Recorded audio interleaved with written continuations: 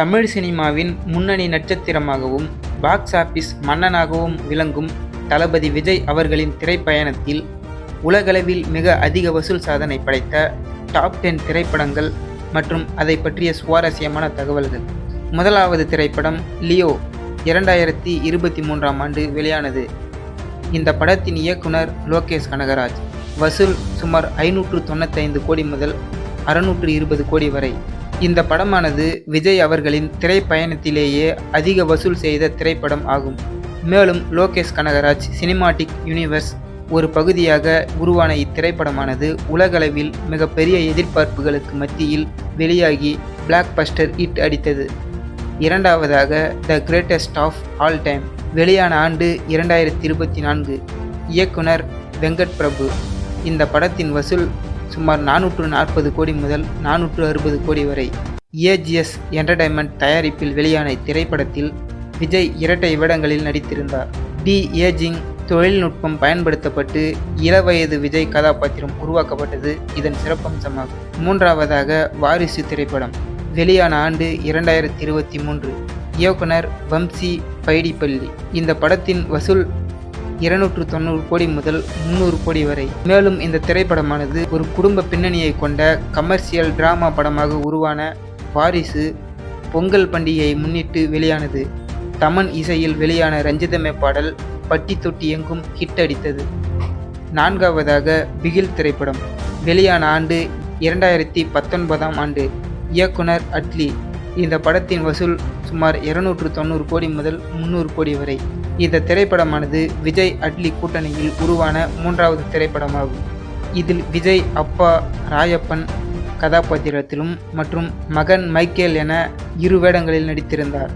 பெண்கள் கால்பந்து விளையாட்டை மையமாக வைத்து எடுக்கப்பட்ட இத்திரைப்படமானது பெண்களிடையே பெரும் வரவேற்பை பெற்றது. ஐந்தாவதாக மெர்சல் திரைப்படம் வெளியான ஆண்டு 2017ஆம் ஆண்டு. இயக்குனர் அட்லி. இத்திரைப்படத்தின் வசூல் 260 கோடி முதல் 267 கோடி வரை. இத்திரைப்படமானது விஜய் முதல் முறையாக 3 வேடங்களில் நடித்த திரைப்படமாகும். மருத்துவத்துறையில் நடிக்கும்போது முறைகேடுகளை மையமாக வைத்து எடுக்கப்பட்ட இத்திரைப்படமானது பல அரசியல் விவாதங்களை ஏற்படுத்திய போதிலும் பாக்ஸ் ஆபீஸில் மாபெரும் வெற்றி பெற்றது. ஆறாவதாக சர்கார் திரைப்படம் வெளியான ஆண்டு 2018ஆம் ஆண்டு. இயக்குனர் ஏ.ஆர். முருகதாஸ் இயக்கத்தில் உருவானது. இத்திரைப்படத்தின் வசூலானது சுமார் 250 கோடி முதல் 260 கோடி வரை.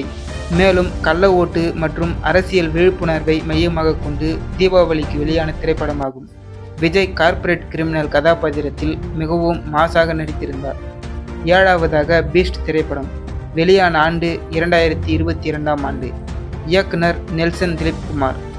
இத்திரைப்படத்தின் வசூல் சுமார் 220 கோடி முதல் 250 கோடி வரை. மேலும் இத்திரைப்படமானது ஒரு ஷாப்பிங் மாலை தீவிரவாதிகள் கைப்பற்ற அங்கு மாட்டிக்கொள்ளும் ரா அதிகாரி வீரராகவன் எப்படி மக்களை காப்பாற்றுகிறார் என்பதே கதையாகும். அனிருத் இசையில் வெளியான அரபிக் குத்து பாடல் உலகளவில் ட்ரெண்டானது. எட்டாவதாக மாஸ்டர் திரைப்படம் வெளியான ஆண்டு 2021ஆம் ஆண்டு. இயக்குனர் லோகேஷ் கனகராஜ்.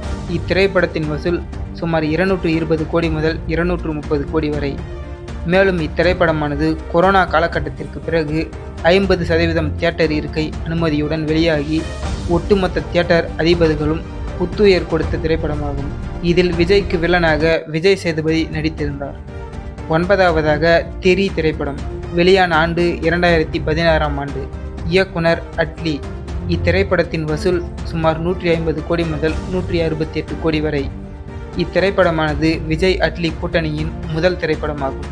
ஒரு நேர்மையான போலீஸ் அதிகாரி தன் மகளை காப்பாற்ற எப்படி போராடுகிறார் என்ற எமோஷனல் ஆக்ஷன் டிராமா ரசிகர்களை மிகவும் கவர்ந்தது.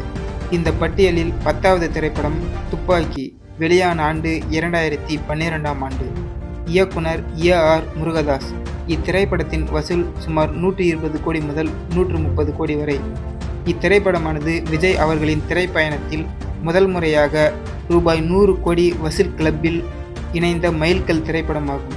மேலும் ஸ்லீப்பர் செல்களை வேட்டையாடும் இராணுவ அதிகாரியாக நடித்திருந்த விஜய் இப்படம் இன்று வரை ரசிகர்களின் ஆல் டைம் ஃபேவரட் மூவியாக இருக்கிறது.